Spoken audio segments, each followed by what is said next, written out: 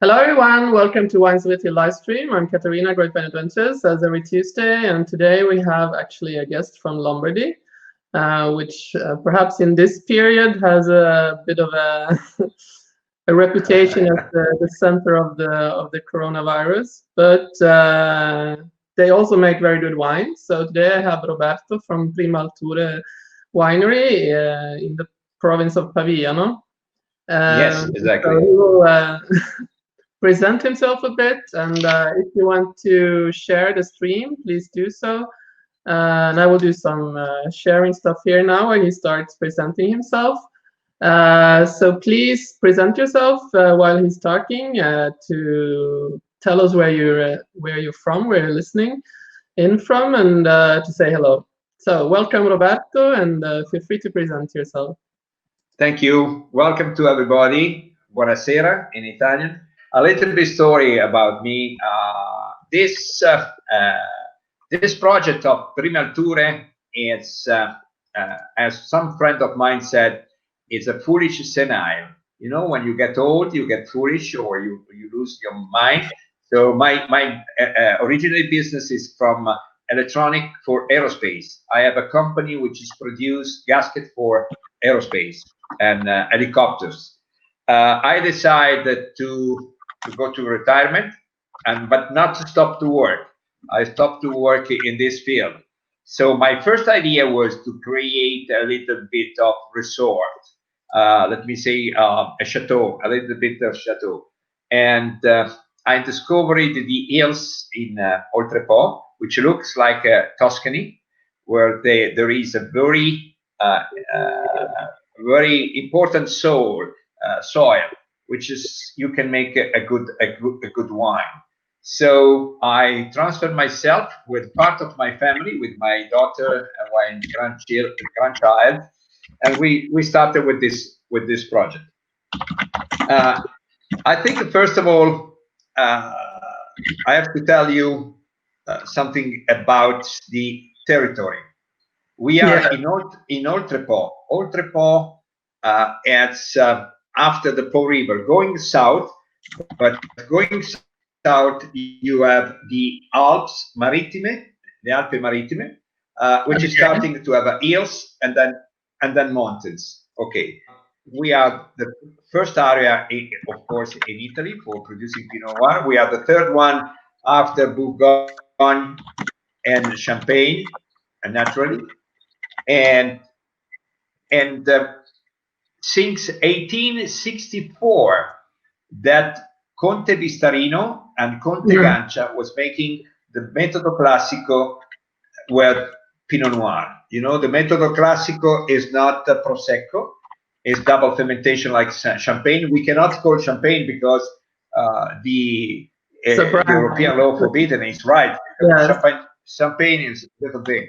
I don't know if everybody knows it, but the legend said that the monks called Dom Perignon, he was disappointed by the fact that the wine didn't fermentate properly. So he took the wine after the first fermentation, put again in a bottle, added the yeast, close it, and leave it in the yeast for some months. So he invented the sparkling. Yeah, I read that too. Okay. I want to be sure. I want to be short, not to bore you about this, but this is the area. What is important in this area that we have a good hills with a good climate. Okay, we have a very big difference between the night and day.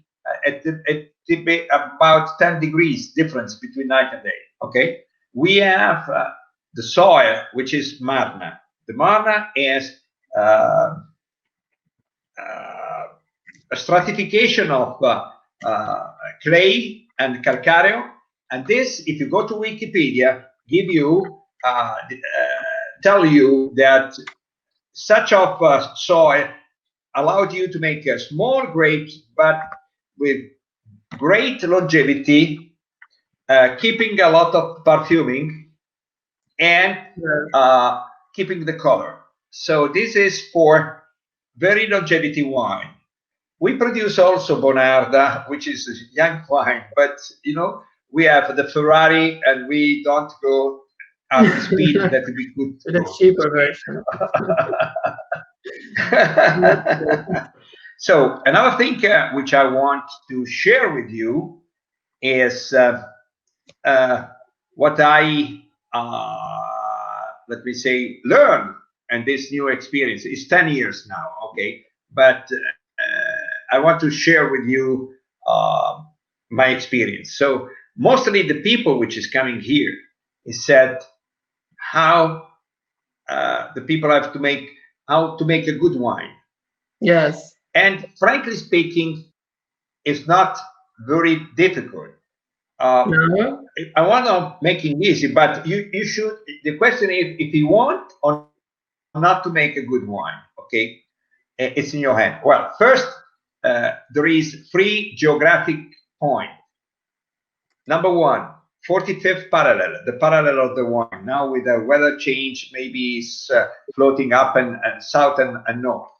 But you should be in an area where it's not tropical, where it's not too cold. Okay. Second, you should be in a hilly area, because in a flat area you can produce vegetables, you can produce fruits, you can produce wine, rice, but not the wine. The wine need a hilly area for two main reasons. One is, as I told you before, is the excursion of the temperature between night and day. Second, because the water running away. Okay, so you do not have floating the water. The drainage of the water. Third is the soil, as I expressed and I explained to you before. You should have the proper soil for producing wine. And third, which is nobody taking care, but is very important, is the position of the vineyard. The vineyard, not all the grapes, not all the wine. Sorry if I don't have the right words for each things, because I'm not so good with English to say vineyard or winery and whatever. Sometimes mix up. Okay, so the vineyard should be Pinot Noir. Doesn't like too much the sun. Okay, should be orientated to take the sun in the morning, okay, and during the day, and then in the evening, it's oriented east, it's oriented to west, so you don't get the sun after 5 o'clock or 6 o'clock. So that is good for the Pinot Noir. There is mentioned the 3 guys in our team, which is very important. We have our winemaker, which is Jean-François Coquard, which is lived in Oltrepò for 16 years with his family, and now he's back to Bourgogne. He's French guy. Then we have my son-in-law, which is taking care of all the barrique, okay, and then we have this guy, which is doing the pruning, okay. Jean-François, I wrote that he tried to put his soul in the bottle. Fausto Comotti, which is my son-in-law, he treats the bottle like they child, okay. And the guy, which is the guy which is doing the pruning, which is Claudio, is taking care of the vineyard like a Japanese garden. Okay, this is the. So what is your ideas in general when you make your Pinot Noir wines? I mean, what do you want for example, the sparkling Oltrepò Pavese to express to the persons who taste your wine? How do you want to?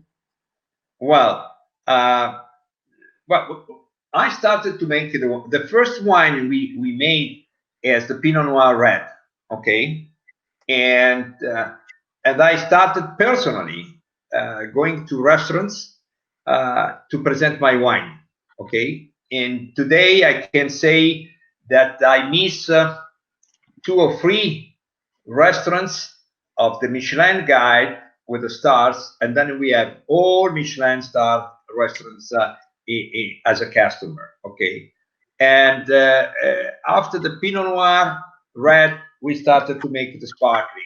We have now 3 versions of Pinot Noir.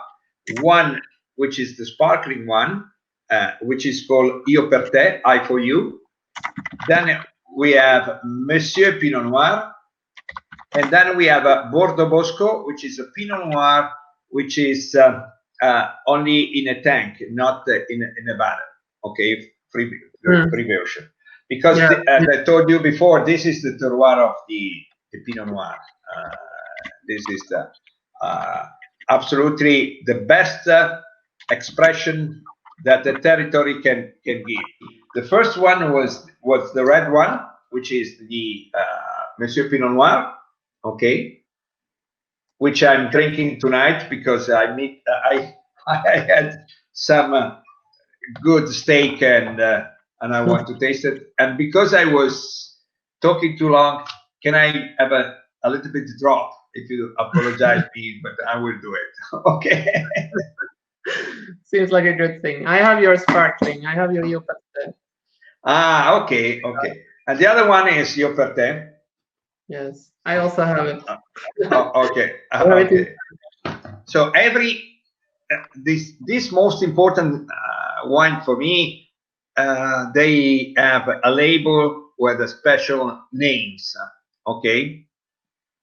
And the Pinot Noir is called Monsieur Pinot Noir, and behind that there is always a story. Okay, so the Pinot Noir is called Monsieur Pinot Noir not only because we have the French guy Jean-François, which is our winemaker, but because during a wine tasting that we did it here in Prime Alture, a lady came to me with a glass of wine like that. I said, "Do you know, monsieur, that your wine looks like you?" I said, "What do you mean?" I said, "It's an old, elegant country gentleman." So it was. And concluding with monsieur, okay, because she was French. So it was a compliment. The old, I don't like it too much, but the elegant gentleman, country gentleman, I like it. So this is the reason why of this. Ah, it's a nice thing, no? To say, I think it's a nice thing. Yeah. And the Io per te, the sparkling wine, was a little bit another story.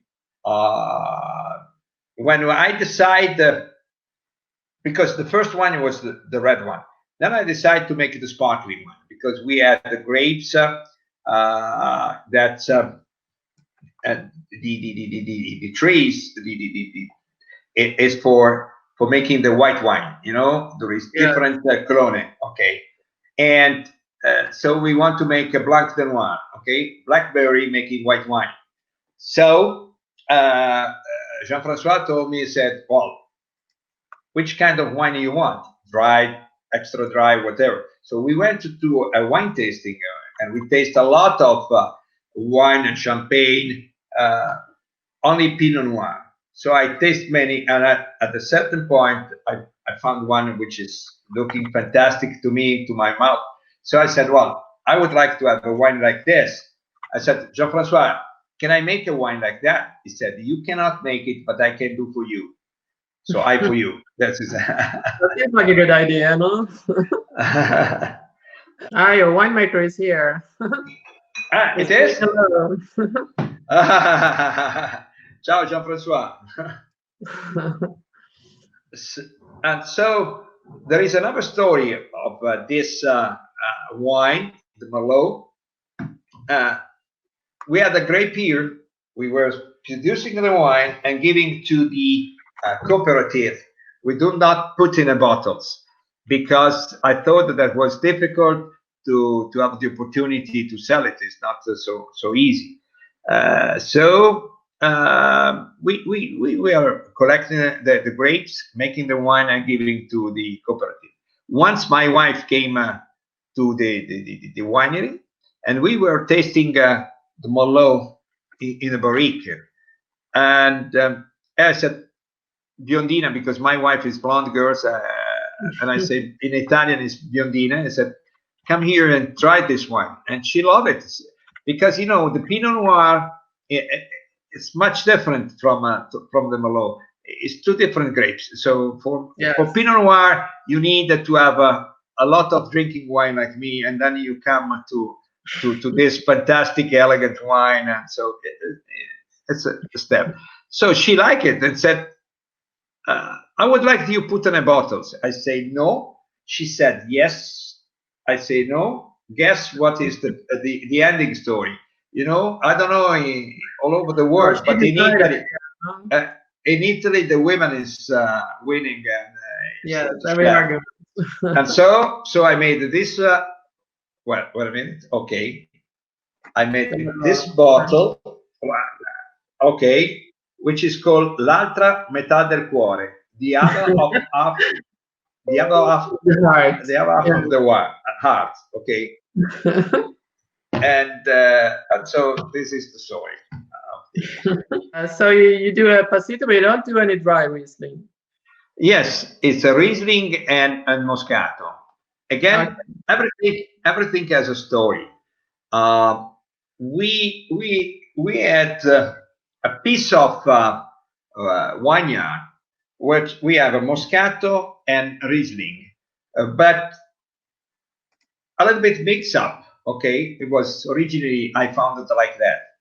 So it's very difficult to go and to make the harvest for the Moscato because Riesling coming later. You know, maybe you pick up the wrong telling the people which grape. So we decided to keep this part of the vineyard on the late harvest. So said, we do not collect when will be late, when it will be cold, will be passito, okay, and so will be for everything. So we collected, and we do normally one, maximum two barrique not. And this wine we give only to the private visitor, to the private people which is coming here.